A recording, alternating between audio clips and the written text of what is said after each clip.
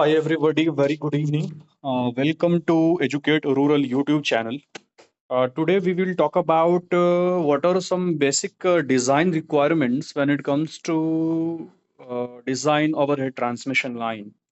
So this article basically brief you more about what are the requirements, what are some conditions like shield angle, what are some other factors related to overhead transmission line design.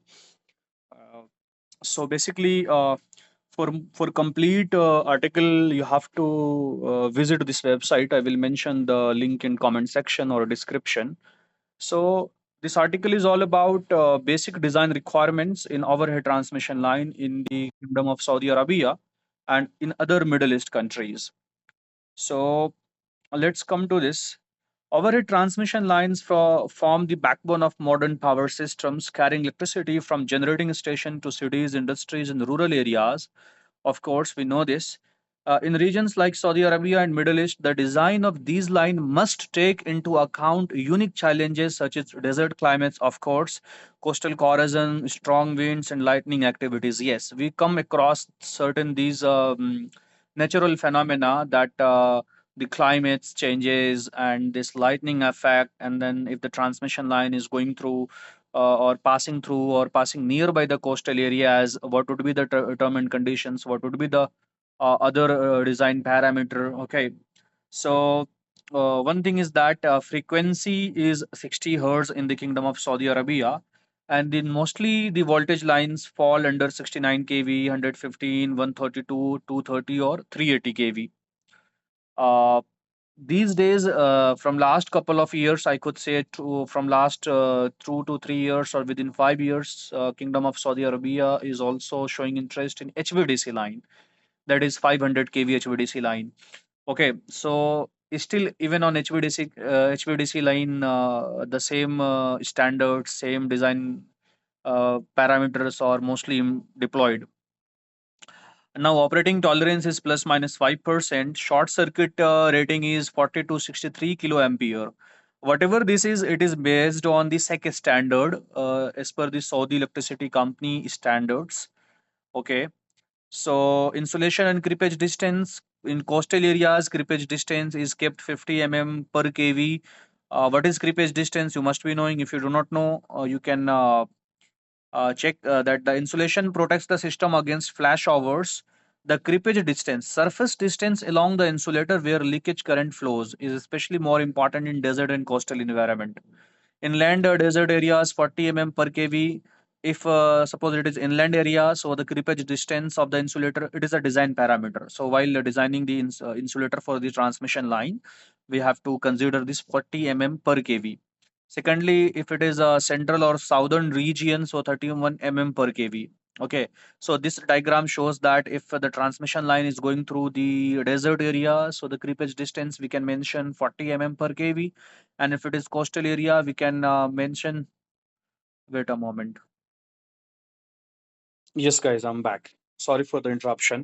So this creepage distance is very important parameter because suppose the transmission line is passing through or is suppose the transmission line will go through any coastal area. So to the especially the vendors to whom we will issue the we will make the procurement or whatever. So accordingly we have to check the insulator design. Okay. Now, structural support. This is a very important question. So, suppose any transmission line, it ranges in between 69 to 150 kV. So, they normally wood poles are deployed. Okay, in structure supports, wood poles are deployed. And the second thing is, for example, any transmission line which is up to 230 kV, steel monopoles are preferred. Steel monopoles, structure supports are preferred.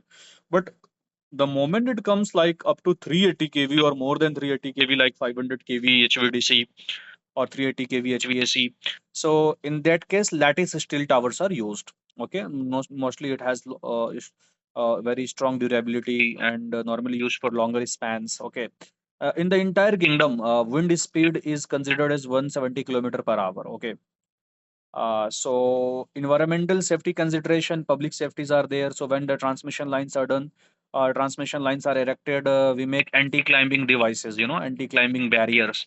So anti-climbing barriers are deployed from the bottom of the transmission line up to 4 meter above the ground, so that not any unauthorized person can access or can climb on the tower. Understand? Warning signs. So we put a danger plate, danger plate warning sign, so that it shows 380 kV, very dangerous. So if it is in Kingdom of Saudi Arabia, we are supposed to put in Arabic text also. We cannot write 380 kV. Better we have to write 380,000, 380,000. Understand? Similarly, we also deploy crash barrier. Crash barrier is like the cemented a block, okay, that makes it like that protects the transmission area, or if it is highway, so we deployed that. Even it is used during the construction time. Pollution and dust. Of course, pollution and dust is also one of the factor. Aesthetics and EMI. EMI is electromagnetic interference. Okay, so these are some conditions. Now coming to the most important, that is fifth point, that is obstruction marking and aviation system. Since transmission lines often cross highways, desert routes, and sometimes lie close to airports, must be clearly visible to the aircraft and helicopters. As we know that the transmission line are very long towers. Understand? So sometimes nearby highway, it crosses rivers, it crosses nearby airports. So some rules are there, some design parameters are there where we have to keep the consideration. For example, spherical markers. So bright orange, as you can see, this is spherical markers. Okay, this is basically an AI generated image. I have generated it from AI. So this spherical marker are deployed so that it can be visible during the daytime. Aeroplanes flying, that they can have it can be visible to the pilot. Okay. Similarly, the helicopters also, warning lights are also there. Warning lights are normally during the night safety. Tower painting is very important thing. You see this tower red and white. Mostly towers are still in color. Understand? But some towers are red and white. Why? Because any towers nearby airports, they are normally painted as white and orange like this. This is the international standard, I could say, international aviation standard. That's why these rules are followed. Okay. Lightning protection. Especially in Saudi Arabia, the region like Abha and Taif experience frequent thunderstorm. So there are two things: shielding angle and outrage due to lightning. So these overhead ground wire are OPGW, basically overhead ground wire, are installed at the shield phase, at the top of. So OPGW at the cross arm, like at the top cross arm, OPGW cross arm. Maybe if in the maybe in another article I will show you how it looks like. Okay, so for 380 kV it is 20 degree, and in between 69 to 230 it is 30 degree, right? Outage rate due to lighting, what would be the outage rate? Outage rate would be like 0.62 per 100 kilometer per year. So in simple terms, if you want to understand what is this, so this means that a 100-kilometer stretch of highway voltage line should facing lightning related trips less than once in a year in average. So suppose something happens, so it should be happening. Suppose it's a 100-kilometer transmission line, so it's the lightning should happen like once in a year in an average. Okay. Now the seventh point is line identification and management. As I told, any transmission line, we have the line identification plates that shows the tower number, that shows the phase sequence. What is RYB and whether it is YRB. Understand the phase sequence. It also shows the 380 kV. What is the voltage range of this transmission line? Understand? So such informations are there. Okay, so this is all about the basic design related to our transmission line. And there are some frequently asked questions on our transmission line design. You guys can go through this article. And thank you very much for listening to this. And thank you very much for joining me. And basically, this website I have designed only for OHTL related stuff. So anybody looking for a very good career in overhead transmission line, and they are very in the preparation stages, maybe fresher or very much new, first year, second year, or third year in the company, or initial to the company, or you are having your interviews, you must refer this website. This or even if you want some topics, you can ask in the comment section. So like, sir, I want an article on this topic, I want a video on this topic. Understand? We will definitely bring back those articles, those topics with clarity, because we are in the industry. We know what happens in the industry, right? We will give you the accurate information. Thank you very much for showing the patience and listening to this.